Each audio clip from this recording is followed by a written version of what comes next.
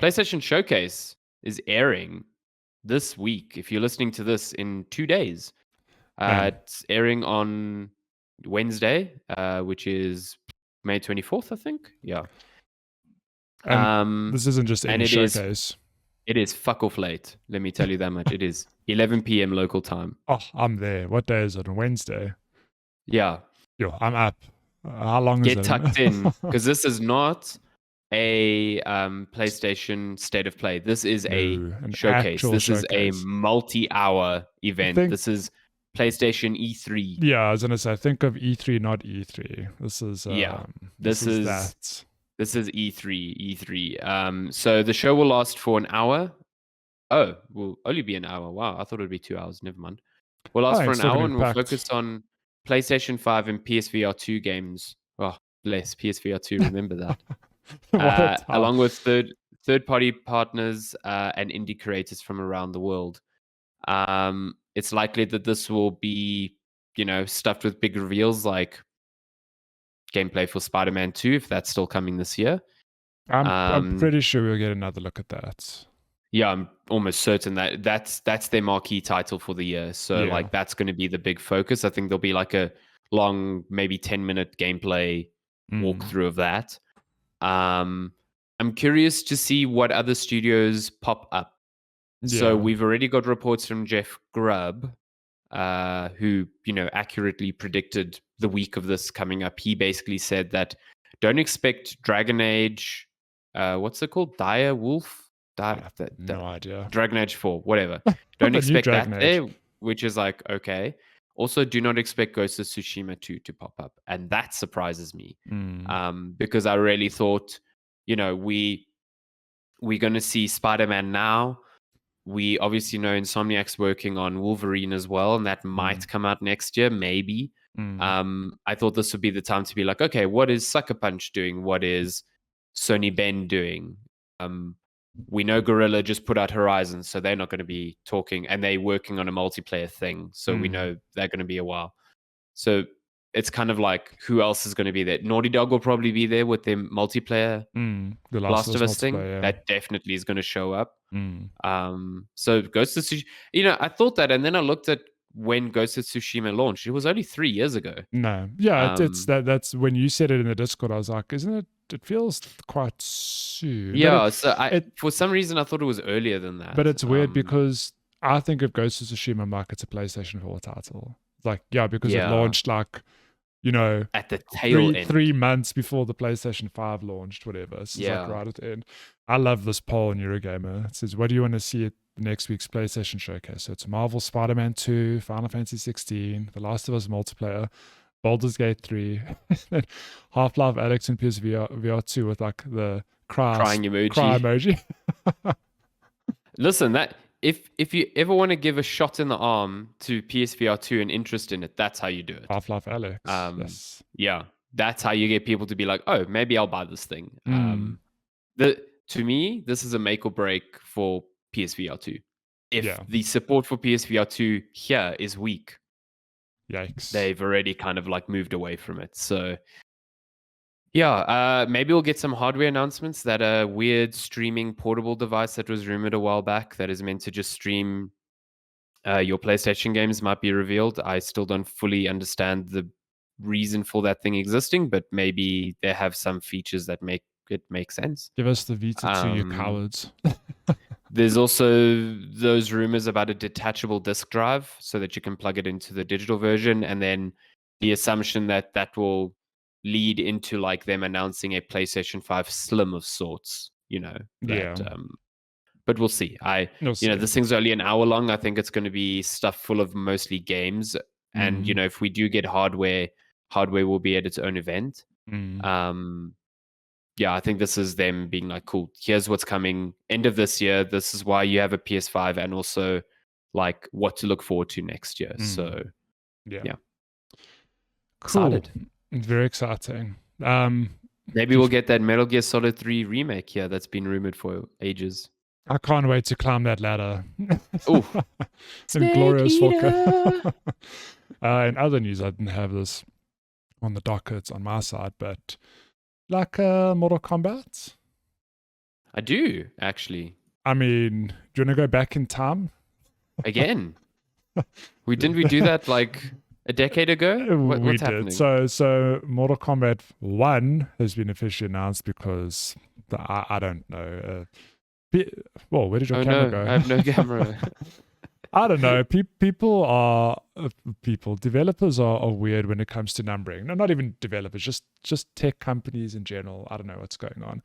So Mortal Kombat 1 is meant to be, I guess, another reboot. But so I was worried that when Ed Boon was teasing, like, oh, hey, there's an announcement coming this week. And then the teaser was a clock going from 11, skipping 12 and going to 1. We go, oh my God, it's Mortal Kombat 1 again. They're going to reboot it. We're going to retread the same steps again.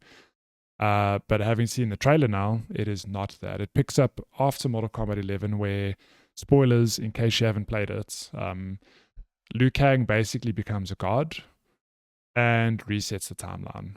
That's about the extent of what I remember.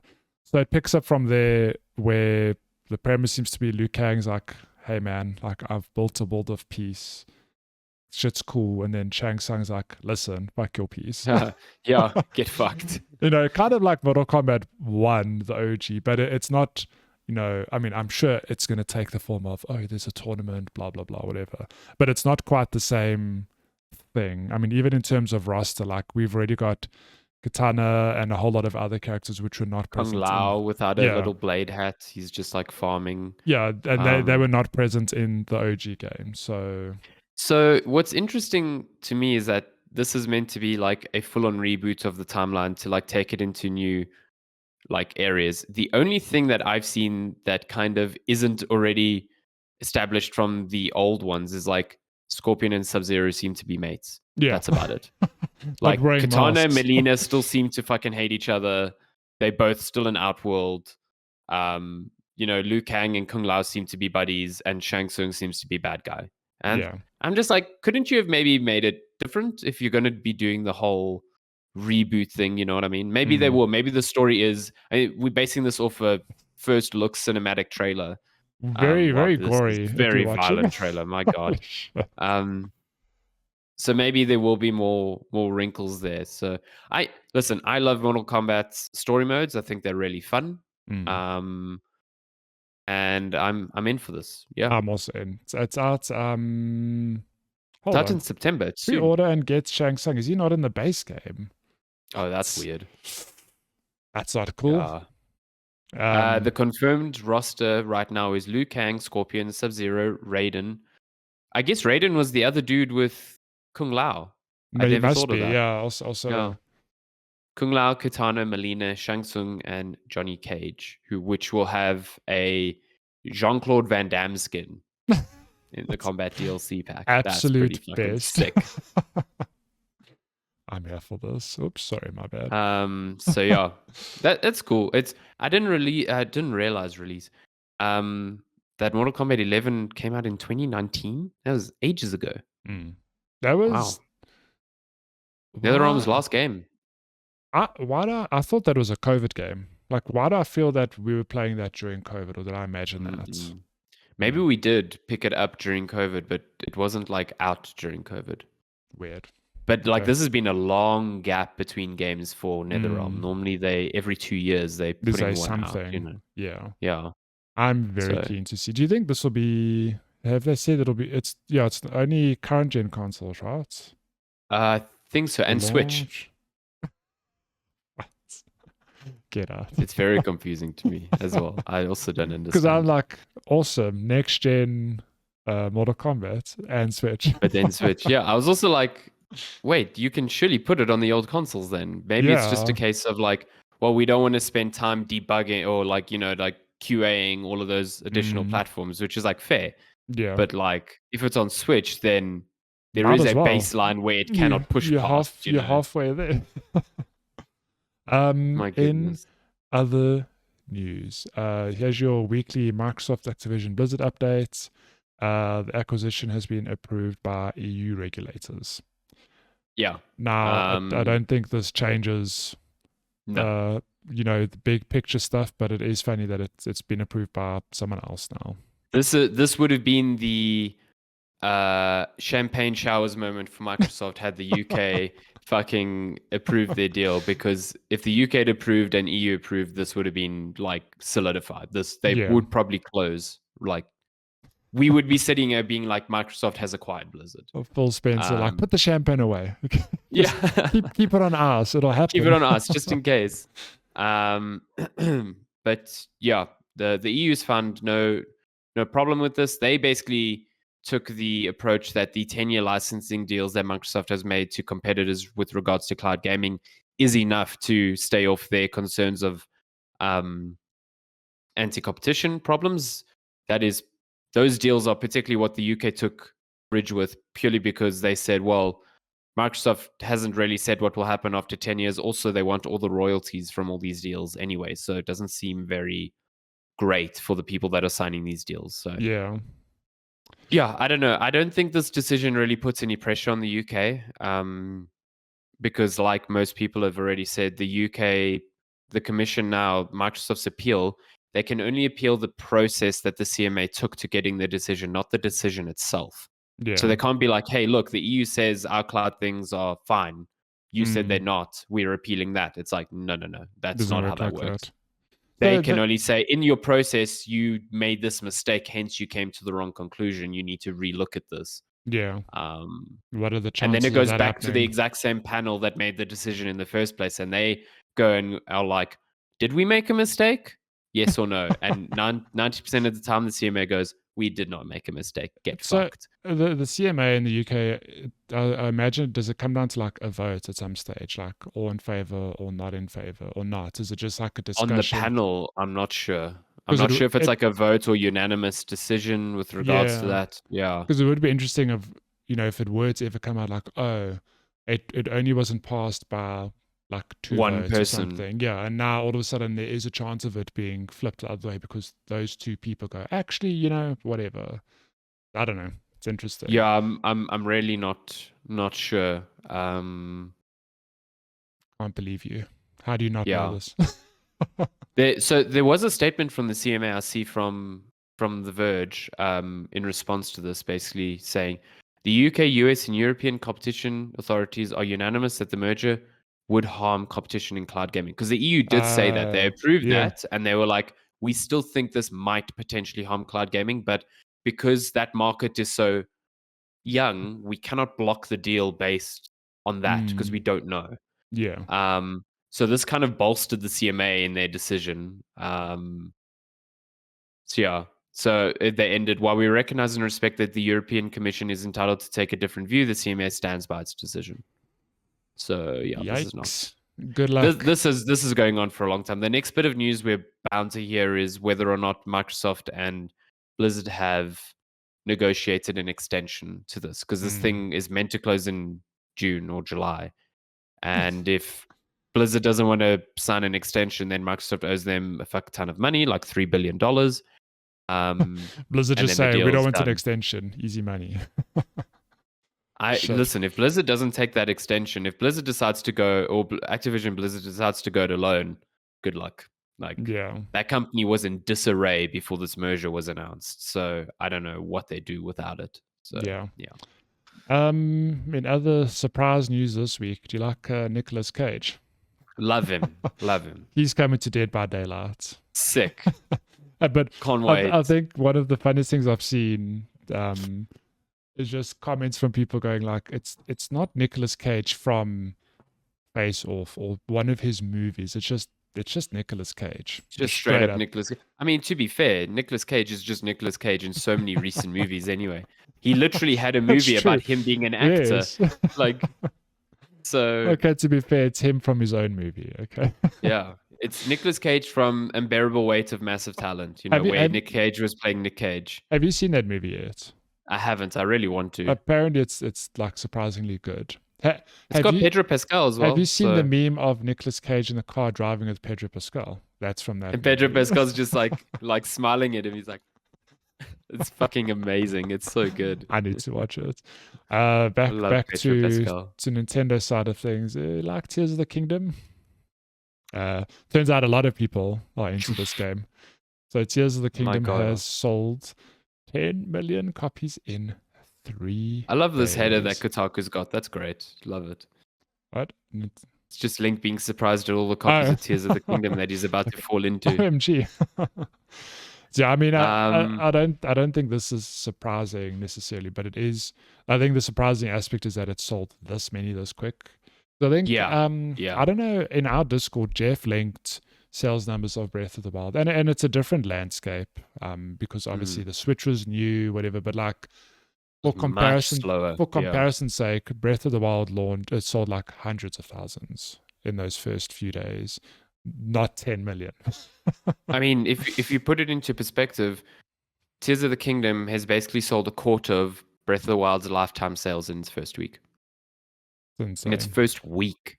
Yeah. And, Breath of the Wild is sitting at 40-something million, which is absurd in itself. Which is a lot. And Tears of the Kingdom is like, 25% of that done. Probably more at this point. I know I looked into like comparative figures from like Sony. And you look at God of War Ragnarok, which set sales records for Sony. They were super proud of it. Very happy that it sold what it did.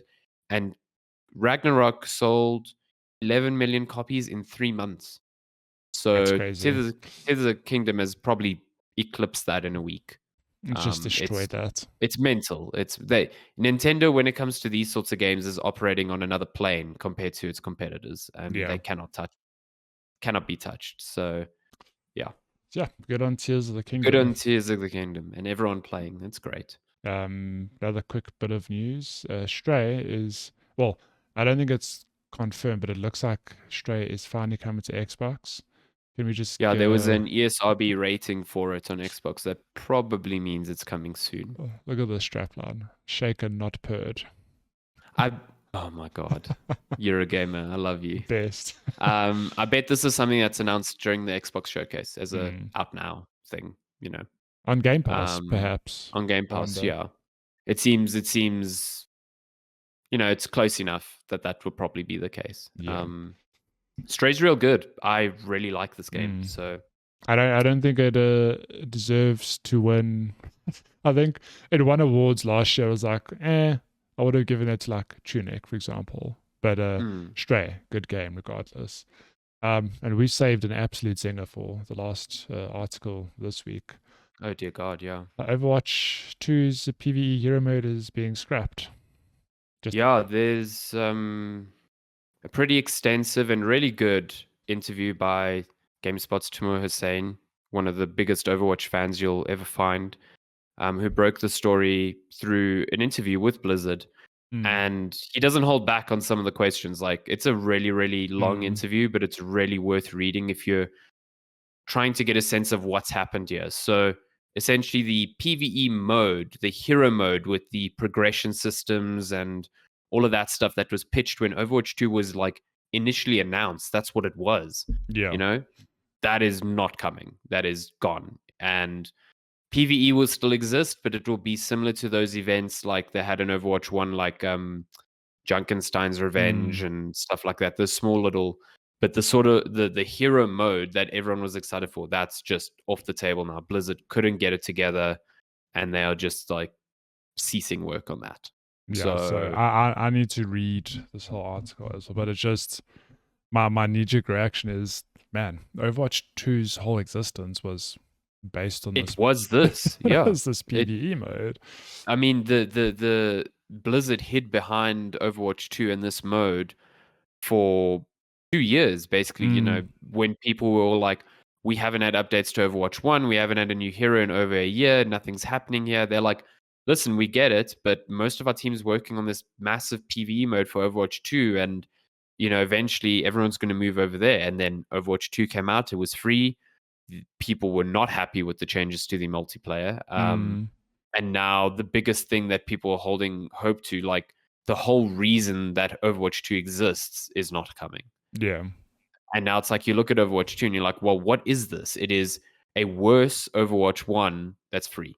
Yeah. That's literally what it is. Does Overwatch 1 still have servers, or have they ceased? No, they've completely moved over. Yeah, it's gone. You can't even launch it from the Blizzard launcher. It's like done. Hectic. So, yeah, I I think if I was a long-time Overwatch fan, like I think most people are there for the multiplayer anyway. Yeah, but to be but told, still, like, hold on, we are going to get back to supporting the multiplayer. We just need to finish this PvE, and for that to just be like completely eradicated is like really shit. So, and I get things change, developments change, but yeah, I don't know what's happening at Blizzard. Like, you can have a team like the Diablo team that seems to be firing on all cylinders because like Diablo 4 looks great and all of those tests went off well and people seem happy.